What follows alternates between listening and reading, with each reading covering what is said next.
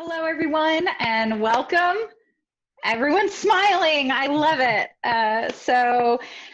Welcome. This is ODNNY event around Agile. My name is Christina DiGiacomo. I'm on the board of ODNNY, and I just wanted to welcome you to this webinar and this really exciting panel that we have for you this evening. I'm just going to introduce everyone. First on my top left in this gallery view is Joe Krebs, who is an Agile coach and trainer and the founder of Incrementer and the founder of Agile NYC, which is the largest Agile community in New York, and we are just so happy to have him. And then we have Ian Hewson, who is the leader of Enterprise Business Agility at IBM, and he has a really great accent, so can't wait to hear him talk. Plus, he's really smart. So thank you, Ian. Welcome. And then we have Jamie Klein, who is the CEO of Inspire HR, helping companies navigate the changing world of work with her curated team of HR experts. And thanks to her, we are actually having this panel tonight because she was the one who said to me, you know what, Christina, I'm really interested in having a conversation around Agile. And I was like, you got it, let's do it. And so here we are.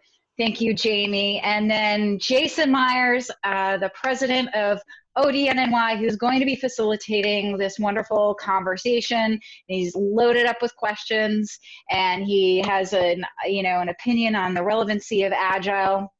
And the whole reason why everybody here is gathered on this panel is because they represent three pillars of business that are driving the Agile conversation around Agile and the operationalization of Agile in the working world. Jamie from HR, Ian from organizational development, and Joe from the technology community. So, we've got a really great representative points of view around Agile. And that's enough from me. Jason, you're on. Cool. Just to mention too, if you have questions while we're talking, go ahead and enter them in the Q&A box. I've got that open and ready to monitor. I might see it in the chat, but it's better if you put it in the Q&A. So with that, let's kind of start, go around and just tell me, how do you define Agile as an operating system and how that's different than Agile as a development methodology? Start with Ian. Okay, I'll go first.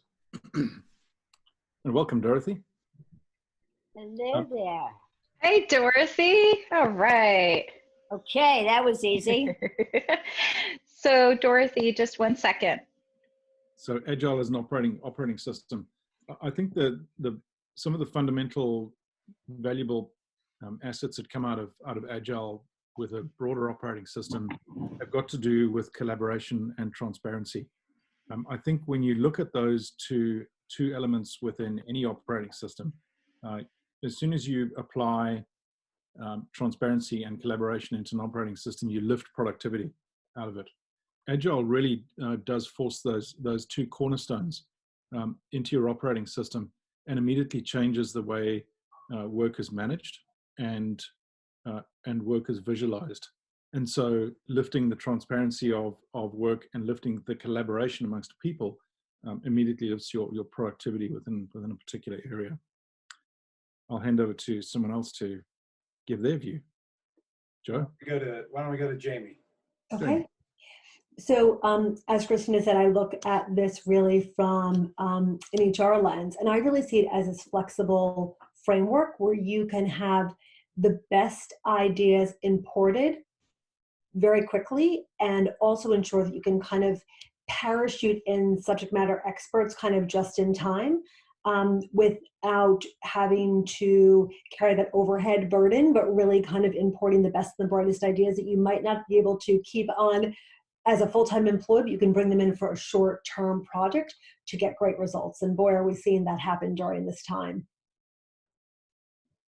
Yeah, so from a technical pillar perspective, right, representing technology, I would say Agile started as a grassroots movement in IT in 2001 rebels, trying to push the limits. And one of the needs was that software changed very, very often, frequently. And what we see now is, over all these years, now we're in a business world that is exactly going through the same thing. A lot of changes, frequent changes. We're going through a massive change right now. And Agile provides that kind of flexibility, adaptation, to be around for the years to come as a business. So I think what we're seeing now is that the DNA of those grassroots teams that were needed to collaborate, those teams were needed to self-organize, that now we're seeing these kind of patterns move into the organization as a whole, which I'm excited about.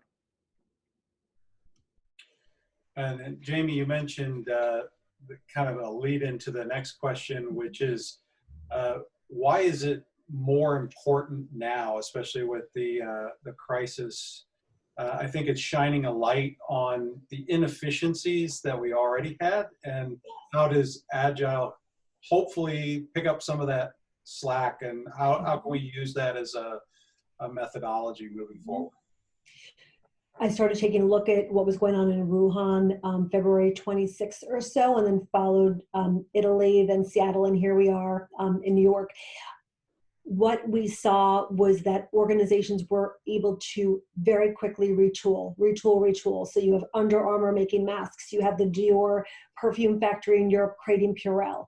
You have medical first responder teams doing things that are unheard of with the very sparse medical equipment available to them. So that agile mindset, that growth mindset, where folks are literally just kind of coming together and making stuff happen fast, is the DNA of how we are saving as many lives as we are and keeping as many people safe.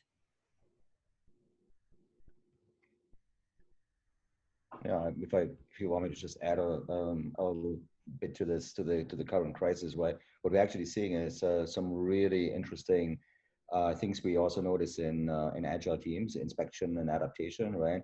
So I remember in the last weeks, we were told masks are not necessary. Masks are now necessary. We saw discussions around how much distance we have to other people. We saw a lot of things that have changed because we're learning while we're going through this. If somebody would have put a master plan out on the 26th of February, it would have certainly failed. And what we're now seeing is that the empirical approach of saying, like, we're learning, it's almost like a weather forecast of what we know today, we'll make smarter decisions about tomorrow. I think that is the way to go, and I think we see the impact of that. Mm-hmm. It's an excellent point. Mm-hmm.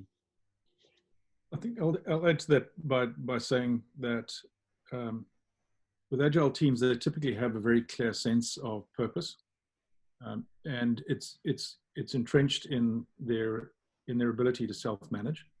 And so whether the team is working together, geographically located together, or whether they're dispersed in their homes, I think that doesn't diminish, but I think it gives them extra focus. I think it allows them to work around a core theme. Again, the collaboration piece doesn't go away. So the informality that you find in the office of saying, "Hey, how are you doing?" You lose that when you're at home. You absolutely lose that unless you keep an open door, maybe an open WebEx or an open Zoom channel going. You lose that informality. But I think that the Agile team is a lot closer bonded because of that clear sense of purpose that you have. And as a result of that, you still work quite informally at times. You'll come together informally. We have a 7:30 informal coffee morning on a Tuesday, which is pretty cool. It's just half an hour. The line's open for 30 minutes, and we sit around, we drink coffee, and kids make a noise and dogs bark and things like that. But it's pretty cool. It's an informal way of just getting back together. And I think it's that clarity of purpose, and it's a strong bond that you have. Very important in the transition that we've rapidly gone through now. Mm-hmm. Ian, that's such a good point. And as we're all trying to pivot, I think holding on to things that steady us are so helpful just from a mental health standpoint. We do the same thing with my team. We have Inside Inspire every Friday at 1. And just as you said, kids, dogs, we did BYOM, Bring Your Own Mask, this last Friday, just to get people together, and always starting with the common cause, but then just creating space to really connect. Mm-hmm. Yeah, one point I want to add is also flattening the curve. I think everybody is familiar with that term, right? Metrics are a key integral part of Agile. So they provide some form of comfort, you know, and give hope, and obviously some prospect and certainly some forecasting capabilities. So it's all part of the Agile DNA. Mm-hmm. You know, I think we've started to evolve quite quickly outside of our norms. So we use online tools like Mural to do, you know, online whiteboarding with online stickies and so on. But we use it as a plan B always. Now it's plan A. It's actually forced us down this path, and so I'm very useless at Mural. I'm always moving the things around the board incorrectly, but I've actually had to become really good at it. So a positive aspect of what we're going through now, and the important part is these tools that you use typically in the world of Agile to do thinking, to plan, etc. They're now moving much more online, and becomes again much easier for us to share our workload, share our thoughts, share our experiences, and so on through these types of mediums. Mm-hmm. We have just a quick question, Ian, about something that you just said that came in from Margaret Clarkson. What is the name of Ian's tool that he mentioned? So she wanted to know if you could repeat that. Mural. Mural. Yeah, M-U-R-A-L. Okay. Is it like Trello or Asana or one of those collaboration tools? It's a really, really cool tool. It's like a virtual whiteboard. And you can pull stickies onto it, different shapes of stickies, different colors. You can set up grid lines. You can set up all sorts of frameworks on it. You can do a whole design thinking session through it. So just over the last couple of weeks, we've done a series of design thinking sessions. We have next week, we've got some innovation jams that we're going to run with Mural. So we went through a trial on Friday. Fantastic, really fantastic tool. It's completely virtual. It takes a bit of getting used to, and I'll admit that I didn't get used to it very quickly. But once you get into it, it's like, oh wow, why haven't I been using this before? It's really fantastic. Yeah. Right. I use this tool also for training purpose. I can only agree with you. It's fantastic. Yeah. And what's also interesting is the more you use it, you actually notice that there are some advantages of working this way over a regular whiteboard, right? So it's not necessarily obvious in the beginning because there's a learning curve, but once you start working more and more with these tools, you're actually seeing some benefits of it. And I think that is something post crisis right now, is that we will see probably more like a blended approach of some sort that's going to stay with us, you know, in a positive way. Cool. Yeah, I'm glad you like it. Yeah. But Jamie, the use of Trello, right? That's another thing, right? So we use Trello a lot to plan work. Yeah. That wall of work mechanism is fantastic. Do you use it as well? Absolutely. Slightly addicted to it. And there's so much being written now, just in terms of the way that we do life, about things that we want to take moving forward, right? Things will never be the same. It's all about the path forward. And people talk about, playing badminton in their yard with their families, etc. But I think when we think through of the future of work looks like, so many of these collaboration tools and that agile mindset, the ability to get work done with a distributed workforce, so folks that don't necessarily get to grab coffee together, that mindset will very much be with us moving forward, guaranteed. Yep. So that is a big mindset shift, though. So what are some of the barriers toward adoption? One is my screen size. So Mural's great on like a 15-inch or bigger screen, and my MacBook's only a 13-inch screen, so I do move it around quite a lot. It would be better if I had it, but I mean that's jokes aside. I think barriers to using it are it takes a lot of practice to get it done. People don't want to see that they're failing, so they're scared to do that. So you've got to work out some fun exercises to be able to do it. And there are fun exercises that you can find online to practice to use those sorts of tools, but worth doing. Any other comments on barriers to adoption for Agile as an operating system? and there's got to be a lot of them, right? Like I Yes. can think of like directive leadership seems to be a huge one. Why don't we talk about that a little bit, about how you move away from that mindset? Because ultimately, or my understanding is that what you're trying to achieve ultimately is pushing decision making down to the team level, and that is you know, juxtaposed, I guess, from a directive leadership kind of aspect. So how do you handle that in, you know, fairly hierarchical organizations that are, you know, wanting to be more agile, but, you know, they kind of get in their own way? Yeah, I think the leadership component of is always a challenge. It's always a challenge, especially when you have a very command and control directive type of leadership culture. The methods that we have used have been very interactive.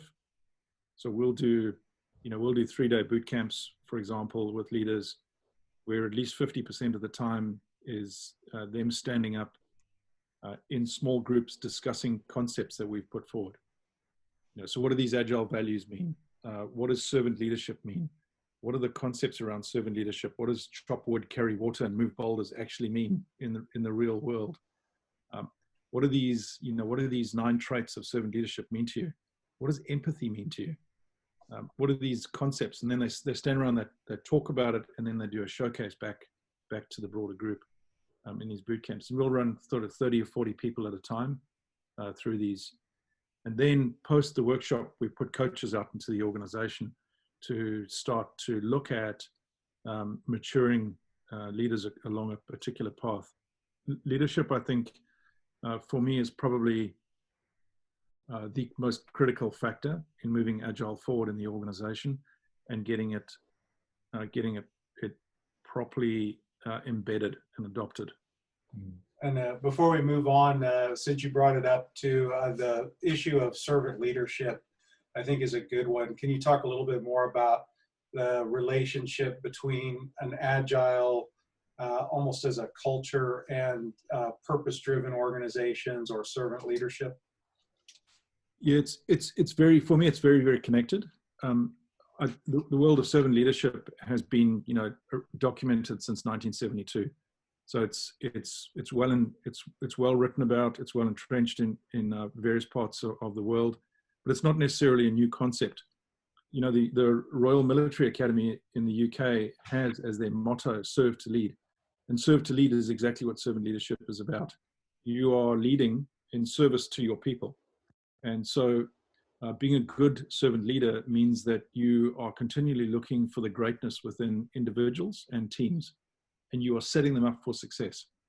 And that means that you literally find ways to ensure that the team and the people within that team have the right skills, they have the right capacity, they have the right processes and capabilities in place to be able to execute the work that they are doing.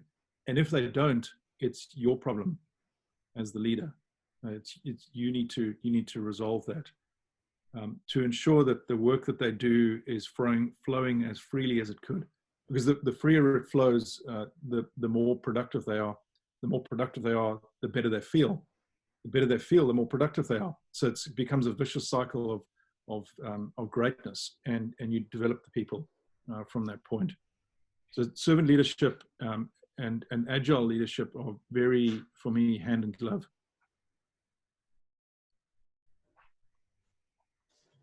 Jason, did we lose you? Are you still there? Okay. Yeah, I'm here. Okay. Jimmy, do you want to weigh in on that? No, I just want to just add a point to the servant leadership, right? Coming back to the grassroots movement, how things had started in the beginning. These were experiments. These were small teams. And they were all enabled by leaders around them who wanted to see this flourish and see that experiment work. And they got great results. What we see now is often in organizations is a top-down approach across these departments that are possibly still organized in silos. And we're basically pushing agile leadership on them. And very often what we see, and this is more like the emotional side of this, is I might buy in these things, but I might not know a lot about Agile as a leader and what servant leadership means. So it requires training for folks in these roles to actually feel comfortable going forward to play out their role. So they have for many, many years had let's just take an example. There was somebody like heading a department, and day in and day out, they use the same style, the planning, the PMO and whatever. And all of a sudden, this entire world is being disrupted. So we need to give them the tools of how to be effective as a leader. There's no desire to remove leadership from this, but the leadership has to change. And so we have to give these leaders in these executive roles a path, a journey to become that leader, right? Because otherwise, if they're using the same tools as they had used before, they're going to block and basically not allow agility really to happen. That's just my take on this. I will add one thing, unless Jamie's got something to add. Please, go ahead. Servant leadership produces phenomenally better outputs for the team. It should never be viewed as weak leadership. It's actually a lot more difficult to be a servant leader than a command and control leader. Most definitely. It's significantly harder because you have to show as the leader that you are vulnerable. And I think most people struggle with doing that. You have to be able to show your vulnerabilities as a leader, that you don't know everything. But it's incumbent upon you to make sure that your team is capable of knowing everything that they needed to do. And so you will have vulnerabilities, and people don't like that. So going from one end of the spectrum to the other to become a true servant leader is a journey. It's not a black and white move. Yeah. It's an absolute journey. And so I always tell people, I started my journey of servant leadership 12 years ago, 2008. I'm still on it. Sometimes I slip.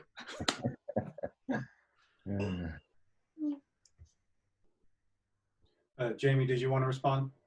I think all the fantastic points have been said. The visual that I always have when I think about Agile is an accordion, if you will, expanding and contracting.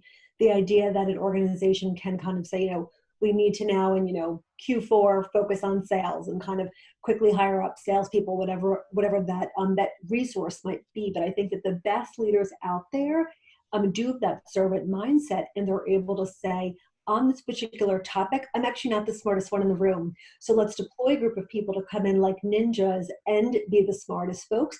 We can create kind of a pop-up team, if you will, and then that team can contract when we've met and hopefully exceeded those goals. Mm-hmm. So I think brave leaders know when to get out of the way of the brilliance in the room and sit back and hope they have created a strong enough foundation. Absolutely.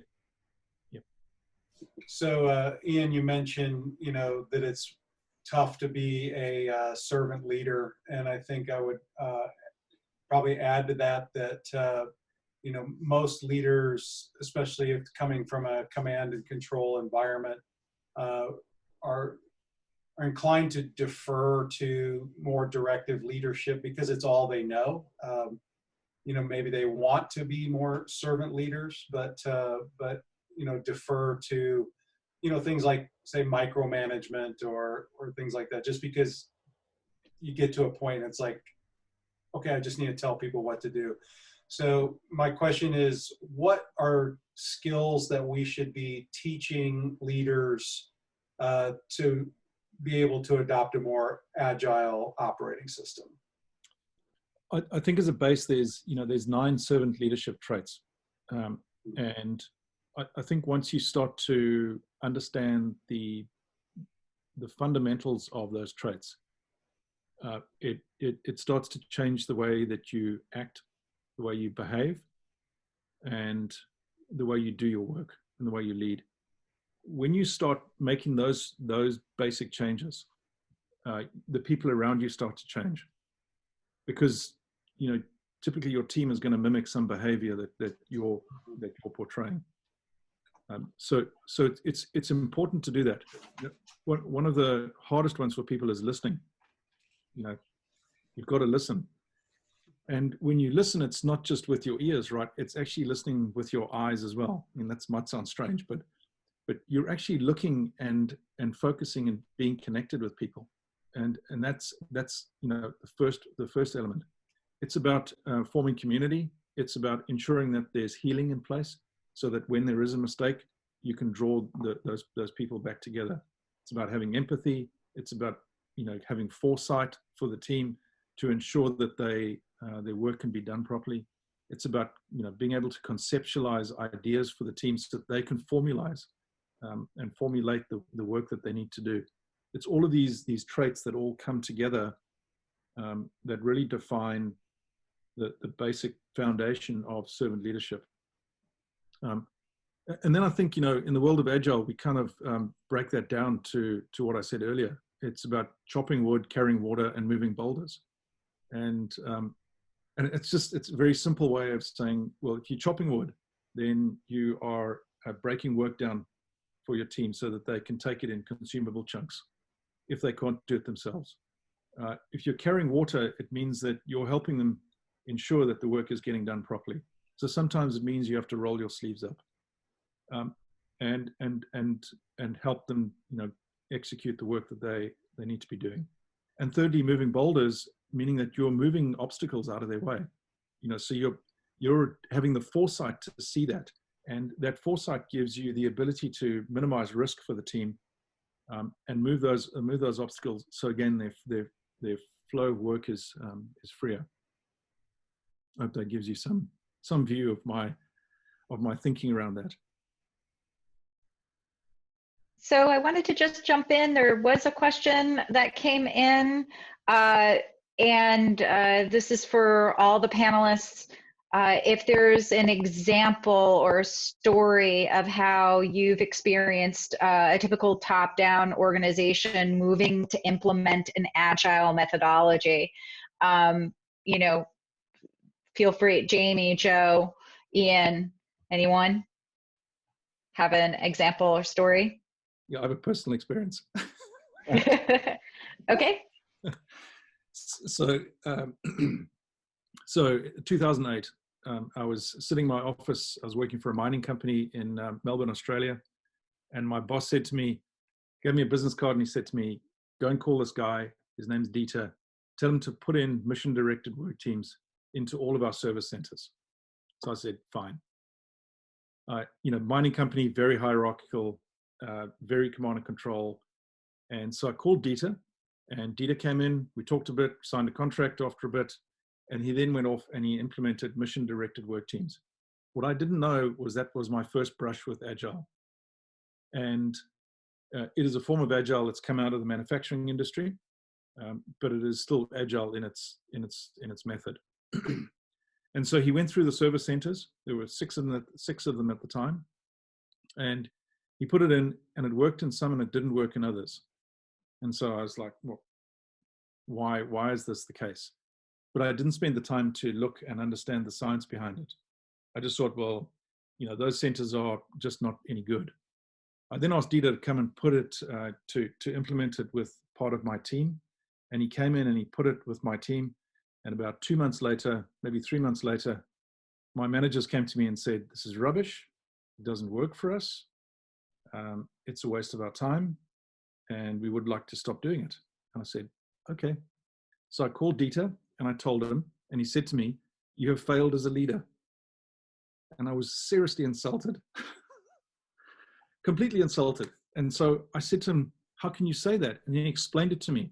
He said, I know that you haven't taken the time to understand what this is, and you haven't changed the way you lead these people. And so you've got to disconnect.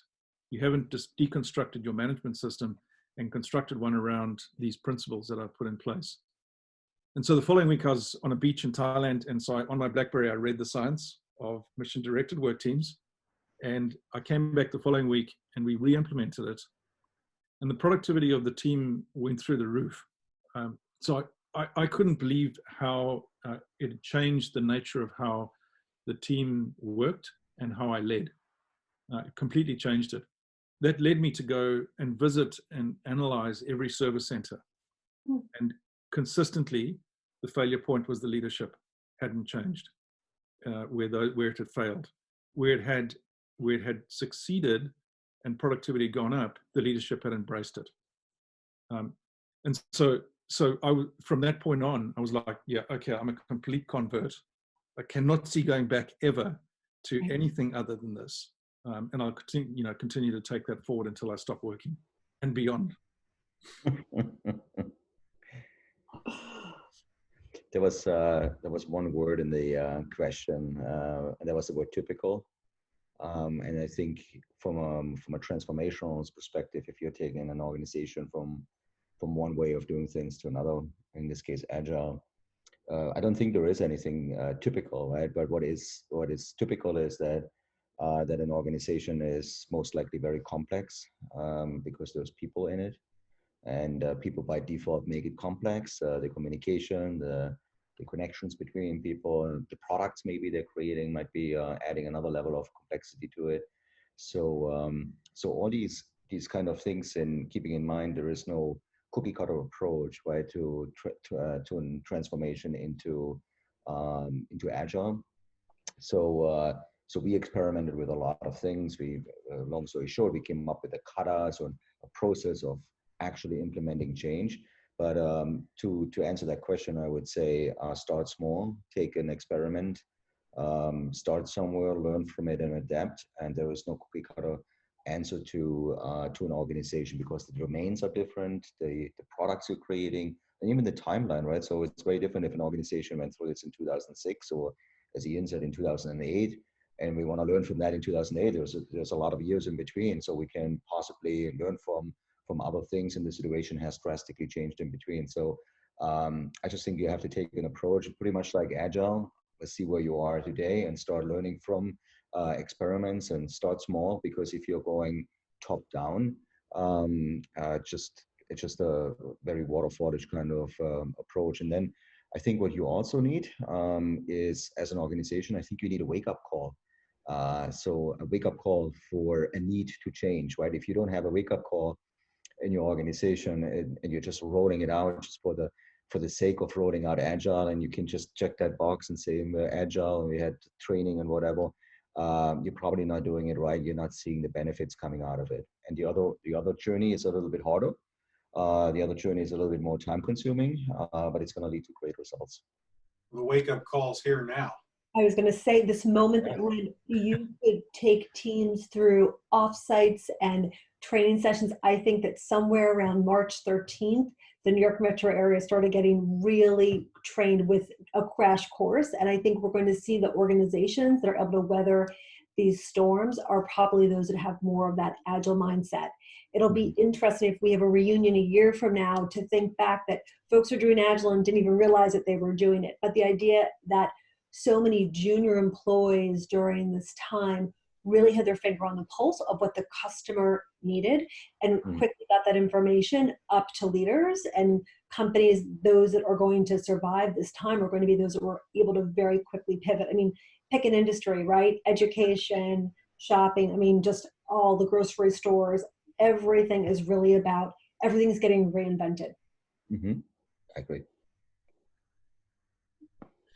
Can you talk about Agile as a cultural mindset that needs to shift in the organization? And I kind of reference, you know, a little bit like what happened to TQM in a lot of organizations, where they assign somebody to say, okay, you're in charge of TQM, and it kind of became its own silo, and nothing really ever got implemented on a broad scale. How do you keep that from happening, or talk about how, you know, Agile needs to be a culture, or it needs to be a mindset in the culture to be able to adopt it? Jason, that is an awesome, that's an awesome point you're making, especially around quality, right? Because if you're thinking about a quality department or a quality engineer, and this is where you actually see cultural change happen actually right away. In at least in IT organizations, if you put a QA person, QA focused person on a team, that they would come to the team and say, like, I mean, I'm in charge of quality, and I'm responsible for quality, etc. And the answer is actually the whole team is responsible for the quality, right? So you might have a lot of knowledge around quality because you have a lot of experience with that, which is fantastic for the team. but this is a group effort, this is a team sport. So that's already an indicator instantly for the team to realize there's something different going on in Agile, rather than a role-based and responsibility kind of thing. It's actually, we're actually together as a team. And the same is true for the other parts of the team too. Like we could also map that to outside of IT. Same things, right? I think another way of looking at the culture on the team is courage, right? I always emphasize courage on the team because there is servant leadership, and there is a lot of, we're asking for, we're not asking for permission, but we're asking for forgiveness, right? So the teams actually are being asked to build things, whatever they're building, and they need to have courageous people on the team to actually go through this, right? Because if you're still in the mindset, and this is the early stages of a transformation, if you're still in this mindset of, or somebody needs to approve this, or somebody needs to look at this, or somebody needs to sign off on this, or at the end of iteration, somebody's gonna review our work and gives us the okay, then you're already in the wrong mindset, right? Because you're like, this is not the okay, right? Because you are the experts, right? Why would your supervisor, who hasn't been touched the keyboard in I don't know how long and wrote a line of code, why would that person be the expert on this and approves things? So that kind of mindset, and that's the slow transition, right? So we can do quick training, we can explain things, etc. That's all good. But that part of the mindset change, that is the slower piece for people to click and realize, like, hey, this is a team, and we are a team, and I like this team, and I like the product, and I identify myself with the product. And so that is the longer time span for a team to go through, in my opinion. And Jason, as you were saying before, there is no more urgent call to action than now. I was listening to a New York Times podcast today called The Daily, and their top science reporter was talking about how it took 4 years for the mumps vaccine to get created. So when you read these reports talking about how there's a hope that in 18 plus months, sometime in 21, there will be a vaccine, what I'm talking to our pharmaceutical clients about is, and they don't even know that the term is agile. They just know they need to make some miracles happen. And there has to be a complete shift in the way that they look at trials, et cetera, et cetera. So again, it's like, it's like if they were to wear a t-shirt calling like this mindset shift, I don't even know if they know that it's really called agile, but the idea of getting really teams that can be like ninjas and come together and can expand and contract and go on to the next problem that's who's going to solve the problems that we find ourselves in right now as a culture and as a globe. Mm-hmm. And isn't that interesting? Because it drives different behaviors. The old term of that's not in my job description is completely gone. Exactly. Because absolutely, it plays so many different roles. It's a real challenge for HR because before in many circumstances, even now, you write a job description and you put a set of skills in there, and then you hire somebody into that role. But now actually you look at skills for a squad and you say, these are all the skills for the squad. And actually people should build those skills so that they can do any job in the squad, because otherwise you don't actually get to that point. Yes. So I think both your points there, Jamie and Joe, is that you've got to be fluid in the squad, and you've got to have the ability to learn quick and change quick and build that skill set. Real challenge for HR to be able to adjust to that fluidity. Yeah. And that's where so many companies have been since the end of February. It's how do we quickly retool? So people, for example, picture a lot of top tech companies that are getting us through this time. We've mentioned a couple of them. I've spoken to these folks. They have their salespeople used to have to do outbound for sales. Now they are getting inbound calls. They can't even keep up with it. So the sales role is not even about a typical sell. So now they're retooling those salespeople to do tech support, right? Like picture any or companies who are slow on sales are now retooling customer service people to go out and sell. Whatever needs to be done to get through this time, everyone's retooling. So yeah, it's happening in front of our eyes. Yeah. I just want to add one point in. You just got me thinking here with the job descriptions. There's also, when you are in this transition, somebody asked that before, you also have to be careful with what the job descriptions, the names of the job descriptions actually were beforehand. I used to work for or do some work with media companies, and in media companies, there's very often there's a role called a producer. So the producer is like the single hero person, right? In an organization like this, it's like you either fail or you win, and like it's like you're like so in the spotlight just by definition of that role. And obviously, if you're taking that kind of mindset to Agile, you're not going to be successful because you're going to be that command and control person. You're like, I'm in charge. I'm like responsible for this. I am the producer. If this fails, my job is on the line. If you're already on that mindset, you're not going to be successful. So you even have to look at the roles, and you have to do some training and coaching for these roles to see like this might be your role on paper. This might be your role on your job description in an org chart, and you might find yourself there, and this is all cool. But if you work with Agile teams, your mindset has to be shifted to something different. And I would think it would be, I think it would be better, right? Like because the accountability is really distributed along the team making the decision, as opposed to like me being the singular on the hook for any.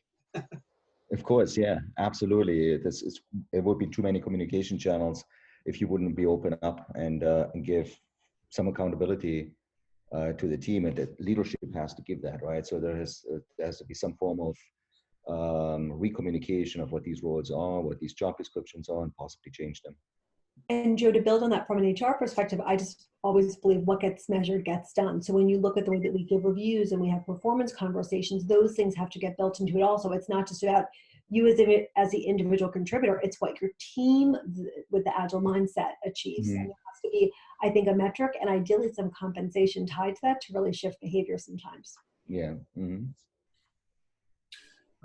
Had a question come in. It says, if leadership is key, what are the assessments that are used, either formal or informal, that would determine the level of readiness for a change to Agile? I'm just such a big believer that past performance is the best predictor of future success. So if you can find me a leader that is light on ego and has made mistakes and learned them. My favorite example is the sticky note. 3M set out to create a piece of paper that would stick to a surface and adhere, but it didn't work. It would unstick and stick, unstick and stick. We can't live without sticky notes now. So a leader who can point to something that failed miserably and then something fantastic and profitable came from it, that's the type of mindset that I would want, or the type of profile that I would want in a leader. Someone who runs towards mistakes and learns 12 things from them, and someone who is without an ego. Yeah, really important traits. Courage being a big one. So there are assessment tools out there that are available that I can't name any right now. There are tools out there that you can use to assess Agile leadership or servant leadership or both. And obviously you can build your own based on a set of leadership traits that you find particularly appealing in terms of what your organization is looking for. But there are some standard tools out there to do that. Yeah, just one tool that comes to mind is it's a very universal tool. You could pretty much use it for anything, but you can also use it for an organizational perspective. It's like the Ken Wilber, the 4 quadrants. You can look it up. There's material there on his site. It's like basically it's like you're looking at different aspects on the individuals. You're looking at the group. You're looking at also at social systems as well as systems as a whole. And what we see is when an organization, so this is like a tool how you can assess how an organization and what quadrant they're actually in and what kind of quadrants they're actually cultivating the most.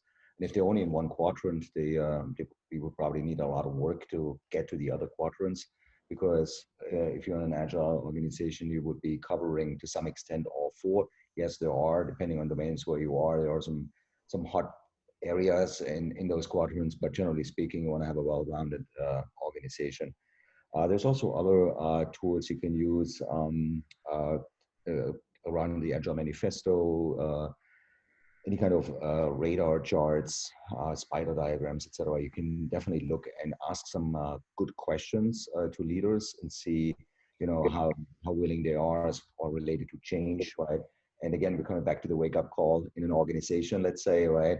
Is this really something that is motivated by the individual you're looking at, or is that individual driven by somebody else? And if it's by somebody else, you have to do a lot of groundwork. What are the motivations? What is the actual motivation? If it goes all the way up to senior executive leadership, what is the motivation of even going into this agile thing? What are you trying to get out of this? And if there's no answer to that, I would say there has to be a lot of groundwork done before you even start with an agile transformation.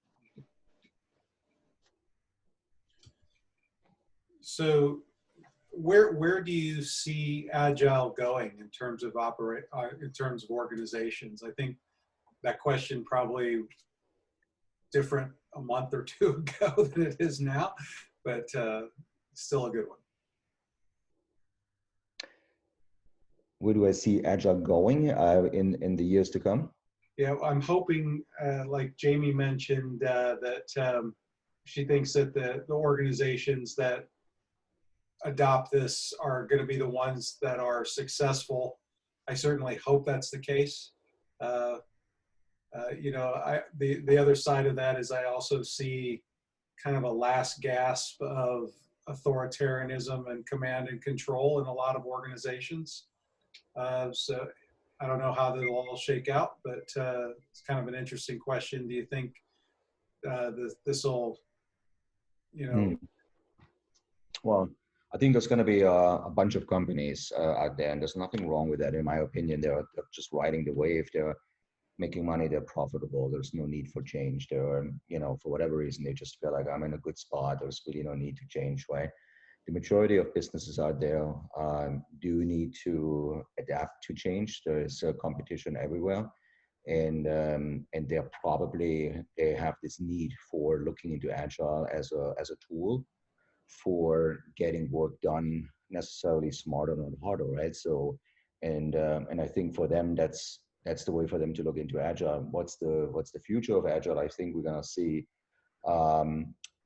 You know, we don't have the crystal ball here, but maybe we see more diversity in the interpretations of these actual agile processes. I think we're gonna see more departure of you know, we call it zombie Scrum, for example, where somebody just does textbook Scrum, or like a specific agile process where people in parts of the organization look more into their own interpretation of how they can give their own personal flavor to it. For example, Spotify has done that, right? So we probably see that as like using new terms, like Ian used squad before.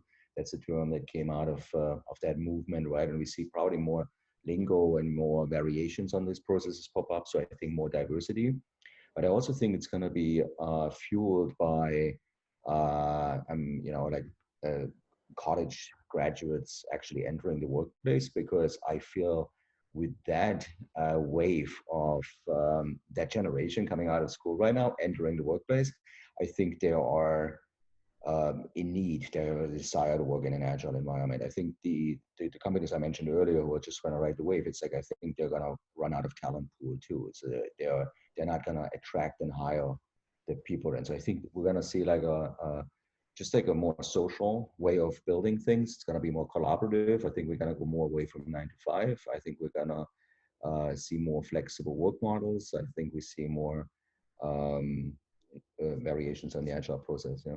Mm-hmm. So just to build on that, again, just, you know, I've just been reading so much about kind of the future of work, and like the thought is that until there is a vaccine or some type of a therapy, if you have a job that can be done from home with a computer, there's really there's no rush. If you have a job where you literally are a farmer and you need to touch crops, that's a different situation. But I think that this situation that we find ourselves in is going to shift so many things. As Joe said, the flexibility piece. There's this great New Yorker cartoon of this guy working from home, you know, clearly later stage, we'll call him a boomer. He's working from home kind of in his pajamas, and the line says, I jumped on New Jersey Transit for 33 years for this. Like, work can get done. Yeah. And I think that it is going to be hard to say to someone, I really need to work from home today because I have fill in the blank cable guy a doctor appointment for elder care or a school play and say, so sorry, I'm not sure if you can get results, when everyone with no training was kind of thrust into this. So I think, we have Gen Z, this is their 4th year coming out of undergrad.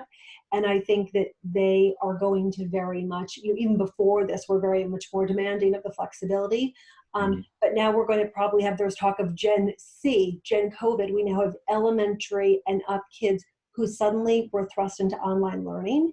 And some school districts are better than others, but there are kids that are taking a lot of information. So they will be managers in 20 years, and they will not be into the hierarchy. They're going to have more of a socialist view, less levels, because that's how the work is really getting done now in this crisis. The very little hierarchy stuff is happening. Yep, I can see my 8-year-old. She's already completely competent in using Zoom, Google Classroom, email, the whole bit. So, and that didn't take long to train her. Yeah, I have 2 15-year-olds at home, and they said, you know what? We're actually less distracted. There's so much wasted time in classrooms, and we're actually learning a lot. I also see a spike in creativity. My kids are making, what is it called, the Rube Goldbergs, where like the lever hits the ball and then the ball goes down the flight of steps. And, there's creativity. Everyone is figuring out how to innovate using social media and TikTok. So this new generation, which will be our managers in 20 years, it's going to be an interesting group. And I don't know that I hope it's still called Agile because I'm such a fan, but that mindset I think is here to stay. Yeah. I think what we're looking at the moment is the concept of enterprise business agility, which broadens Agile out to a broader organization. So it takes it away from just the squad level or just an individual leadership department, if you like, function, but actually starts to look at it much more broadly than you would expect, so that you start getting organizations that don't necessarily have fixed large structures, but move around quite a bit based on what they need to do. I think really good examples of this are Tesla and SpaceX.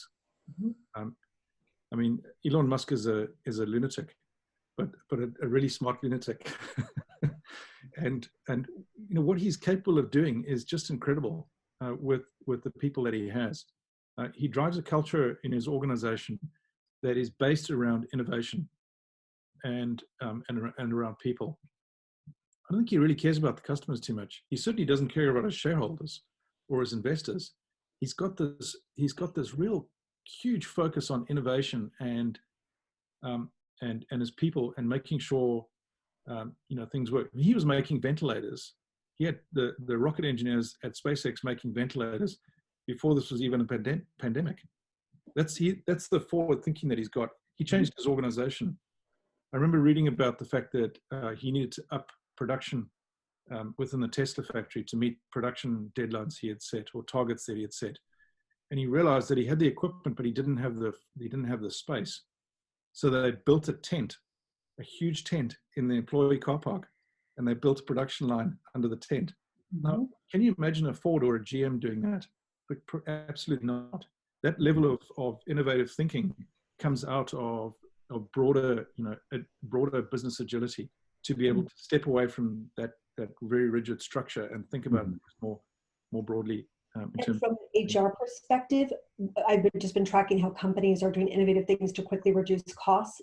Tesla was one of the first companies that did a gradual reduction in salary, meaning that he at the top took the biggest cut and did smaller haircuts as you got down to those who were the most vulnerable with his line factory people.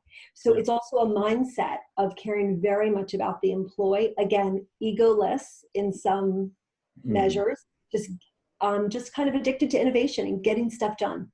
Yeah, absolutely addicted to innovation, he is. Yeah. And one last question, I think, is what are some practical ideas that we can take back to our organizations immediately? I would say if you start measuring what matters, it's an immediate kick to start seeing what is the work that we do. Again, what I started out with, you raise the transparency of work. I think just to do that adds massive benefit. Being able to track the work that you're doing and lift the transparency of how much effort is actually going into this work, and what is the value of the work that we're doing, really changes the way you think about the work that you're doing. And it allows people within the broader squad and within your leadership hierarchy to start seeing where you are providing value and where you're not. Yeah, I would probably say from probably similar thought. I would say take a big goal you have. Maybe that goal is just being handed to you, like by project or by the environment you're in. But break that goal down in something smaller, right? Have a smaller goal that supports that bigger goal, and then start moving towards that goal in a very short time frame, and make people around you that work with you towards that goal very, very much aware of what that goal is. A lot of people in organizations often work, it's almost like they come to work, and I'm generalizing here a little bit, but they come to work and they might not see the bigger picture, right? So they might not know, why am I building this right now? Why is this important? And who's going to benefit from this? Basically, phrasing this in a goal or in a statement where everybody can understand why this is important, right? So if somebody says, if we're building this particular piece, this sub-piece, it's going to save us 10% in production costs or whatever that is, right? All of a sudden it's, wow, this is a big deal. Are we saving millions here? So with that, I think you're going to see a lot of energy changes within the team, because they feel they have purpose, they come to work, they have purpose, they feel like they make a difference when they come to work. So I think that would be very practical. Take a big goal you have, break it down into something smaller, tackle one of those smaller goals in a very short time frame. Don't want to use the word sprint here, but somewhere in a very short time frame, and work towards that goal. It's a feel-good moment, and you can make it measurable and share the wealth, within the organization about what has been achieved. Mm-hmm.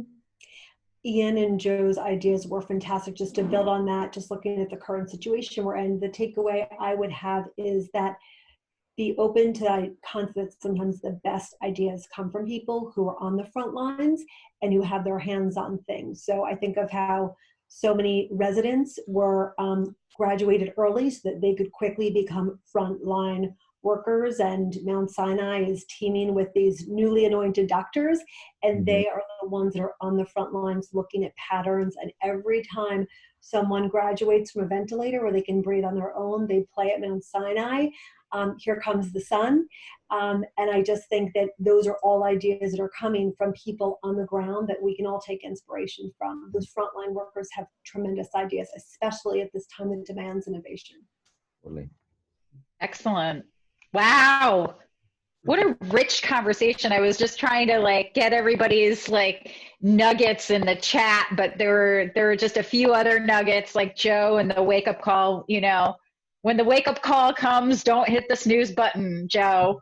And and Ian, Ian saw Agile and then he couldn't unsee it. He was blinded by Agile, and I'm sure he's impacted a lot of people because of his journey in that. And Jamie, I love the whole idea of running into mistakes, and I will never look at an accordion the same way again, because now every time I think about an accordion, I think about the expansion approach to Agile that you're putting out there for everybody. And such great insights and ideas. And I, just thank you so much for taking the time. I know that you guys are all busy and hammering away at leading your teams and your companies and doing the good work. And thank you, Jason, for facilitating and for everyone's questions and for joining us. And so on behalf of ODNNY and our panel, thank you so much for being here. We really appreciate it. And that's it. So good night. Thank you. Good night, everyone. Thank you so much.